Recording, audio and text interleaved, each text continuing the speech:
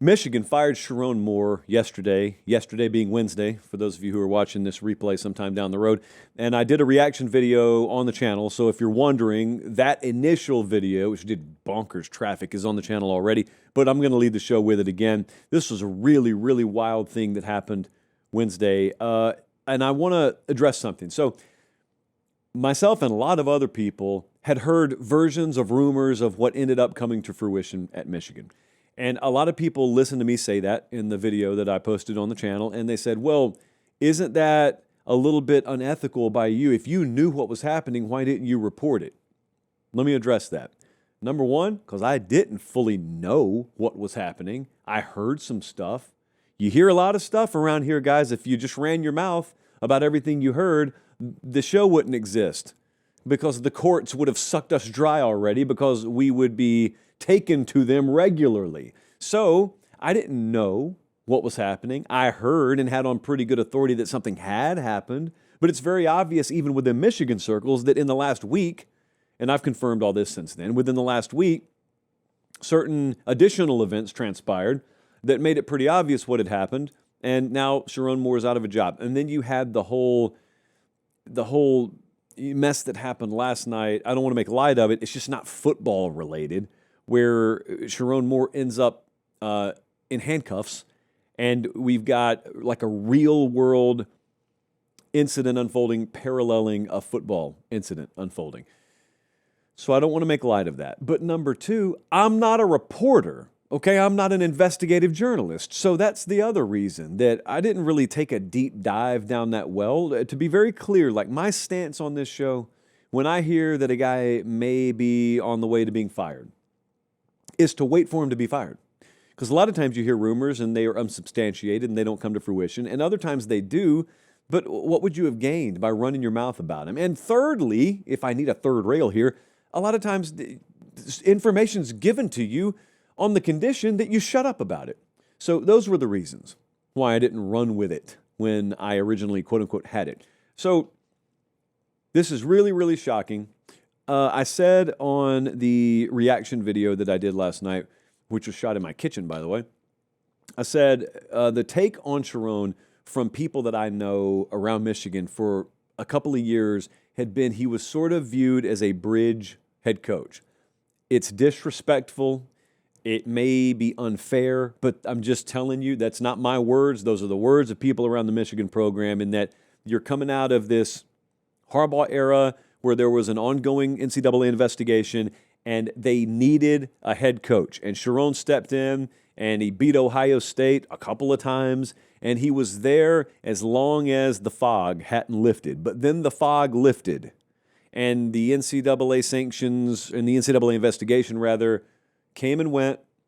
And then you entered this season and you're pretty free and clear, right? This last season. And you go 8-4, no, you go 9-3. If you went 8-4, it may be a little bit different. It is my theory, and this is just me speculating, to be clear. I have not been told this. It is my speculation that had they gone 8-4 or worse, they may have just fired him for performance-related reasons. He had a small buyout. It's not like they couldn't afford to, but they went 9-3.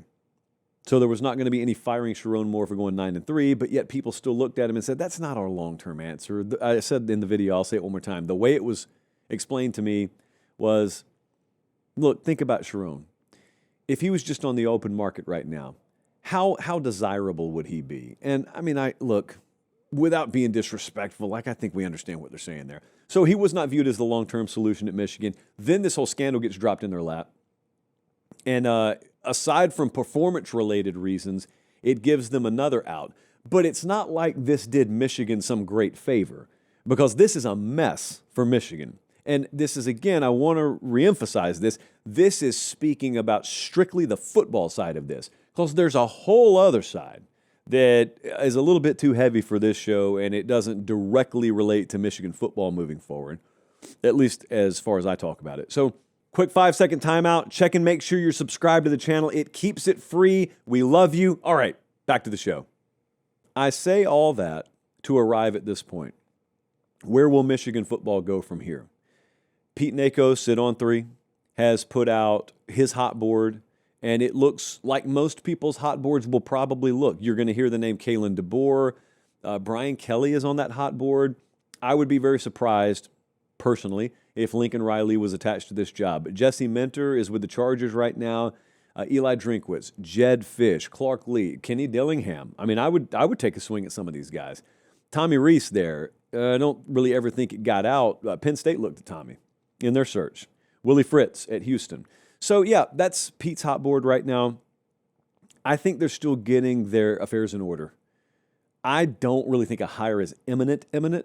Now, this stuff changes on a dime, but I don't think a hire is imminent, and the reason for that is I think Michigan kind of has to figure out what they're going to do internally first. And Michigan's got a situation where you got an interim president. Michigan's got a situation right now where, Ward Manuel has been the AD there, and some people view him one way and other people view him the other way. But what's undeniable is there has been a lot of extracurricular, a lot of scandal, a lot of black eye under Ward Manuel's watch there.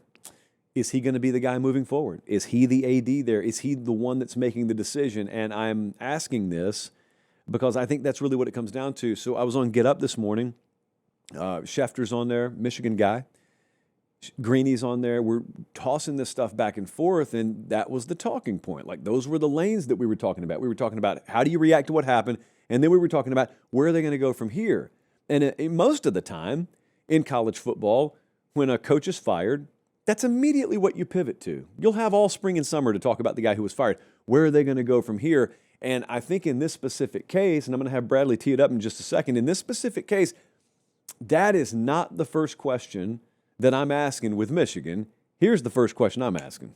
Adam Schefter put it very, very succinctly there when he said there are layers to this and it's very complicated and there are a lot of gray areas. For example, who's going to lead the search? Who's in charge? Do I have a permanent president on the horizon? Is Ward Manuel, who, all due respect to Ward, has been athletic director over an athletic department that has had several scandals over the past few years, going to be the one running point now and moving forward? I'm asking questions not from myself. I'm giving you the kind of feedback I got from agents and coaches over the past 24 hours who may or may not be involved in this kind of search, because you are right, Greeny. That is one of the premier brands in college football. In a vacuum, it's one of the best jobs in college football. These guys want certainty, and these guys want alignment, and you can't promise me you've got it right now in Michigan. So until those questions get answered behind the scenes, it's really hard to put a coaching hot board together. Kenny Dillingham, Kalen DeBoer, anybody worth their salt is going to want those questions answered before they even start to go down the road of taking that job. So I will not shy away from speculating about who the next coach is going to be there when I think it's time to do that. I don't know that it's time to do that yet. I really think they're still moving around some things internally, and they got to decide, is Ward making this call? Is a search committee going to make the call? Is it a combination of all of the above?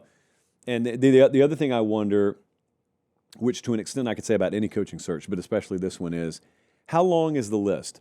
And then where's the line on the list? And the line is the point you get to on the list where you look and say, well, if we've gotten this far down the list, we might as well just go with an interim coach for the upcoming season and then really get our affairs in order internally. And then, we'll just be ready to emerge in the summer and early fall into a full boots on the ground, year-long coaching search.